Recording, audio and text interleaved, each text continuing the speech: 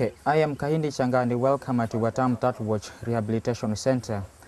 This is where we usually hold our sick turtles, treat them until they recover, and then release them back to the ocean. How we came to this decision of treating turtles here, going back to 2003, we used to hold sick turtles for many days or many weeks until the last day the turtle would actually take its last breath and die. Therefore, we thought for sure we could still do something to help them. And we started seeking lots of information from big rehab centers in the world. And we started by constructing a circular tank. And the first turtle we had spear gun injuries. Was speared from one end of the neck, and there was a spear gun mark on the other end as well.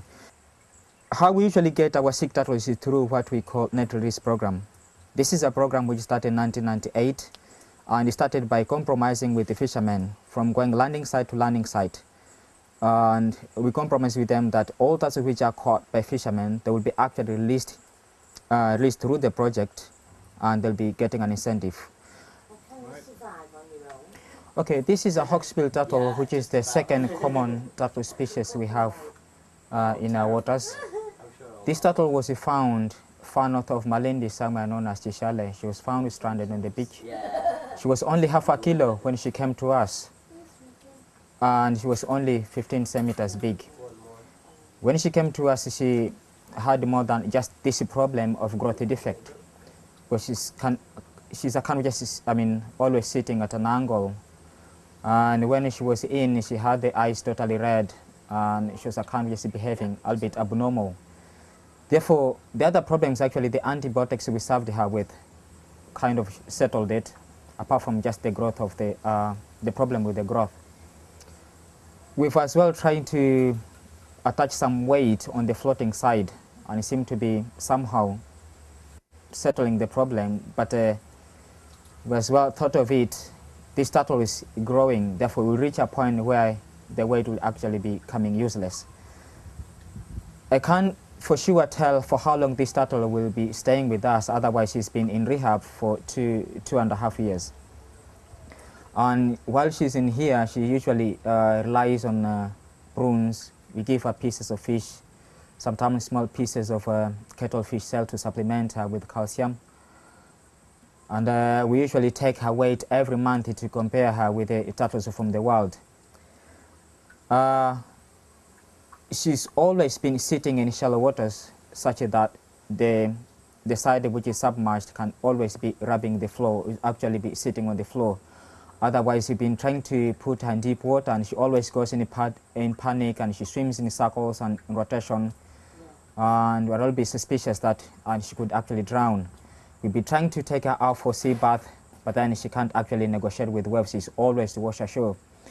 Therefore, we've given up actually in taking out for sea bath. Therefore, she's been for more than a year sitting in this pool. She seemed to be quite happy. It is not actually the best place for her to live in, but then at least she's still alive. She will be already dead by now. Therefore, we're kind of just still seeking for more information, just in case there is any treatment which could actually settle that problem, well and good. Otherwise, she'll be still, sitting with us or staying with us for many years to come. And those are the ones we've as well discovered to be suffering quite a lot from gas blockages. Turtles have very slow metabolism, such that they need lots of patience to treat them. For instance, anything that goes through the mouth, it takes at least 10 days to be defecated. Therefore, even for the medicine, it works, at that pace as well. Therefore, for a turtle which seems to be so weak, you can't say, or you can't actually lose hope too soon until you see for sure you failed. Otherwise, we always try to help all turtles which do come to us. And the turtles usually come with the problems of fibropapillomas, those which have developed tumors around the eyes and the softer parts of the body. What we usually do, we try to cauterize them. Therefore, we usually visit our local veterinary officer in Malindi, usually cauterize them, and it is believed that the turtle, when it reaches that stage of the turtle developing tumors, then if the tumors are cauterized, the turtle have actually built enough immune to regress the rest of the tumors which might end up developing. Otherwise, there is no proper cure for that disease. What was the driving force behind the initiation of this particular turtle conservation project within this area? To be realistic, what has been happening on turtle population here, fishermen have been actually, there are those which have been actually hunting and those which usually catch turtles accidental when they're fishing, and they would actually slaughter them. They would actually sell the meat to special people just in case they have a special order, and they would actually make good money out of it. There are those which actually eat the meat for, they would actually use the meat for their domestic purposes, and there are those who would actually prepare the shell and sell it to tourists and for house decorations and those stuffs. And they used to make lots of, good cash out of that, and therefore when we started by conserving turtle nests where we could actually protect and monitor them, we thought it was worthy protecting even the juvenile old turtles which are caught by fishermen. This is when we started by going from landing site to landing site, trying to talk to fishermen and start conserving turtles through releasing them by the project, and the issue of incentive came in. What challenges do you face in your conservation work?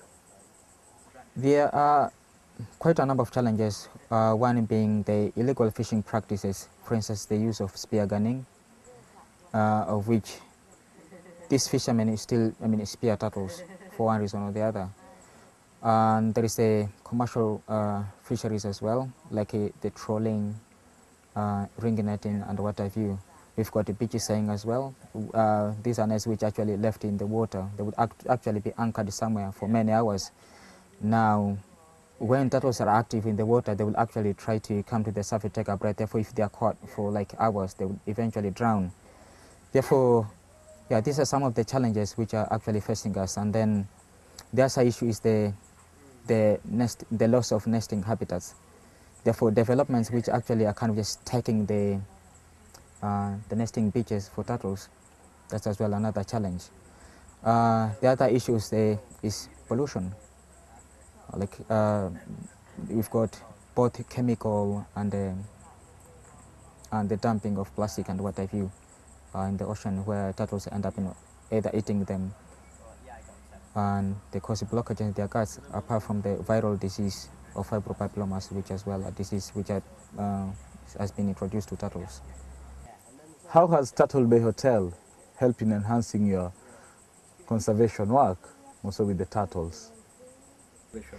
Therefore, we've got a program with the Turtle Bay Hotel where the hotel actually allows us to do a slideshow with the tourists, which is one way of passing the message of turtle conservation to tourists, and that's one way of actually expanding the program, because the information will actually be shared far and wide.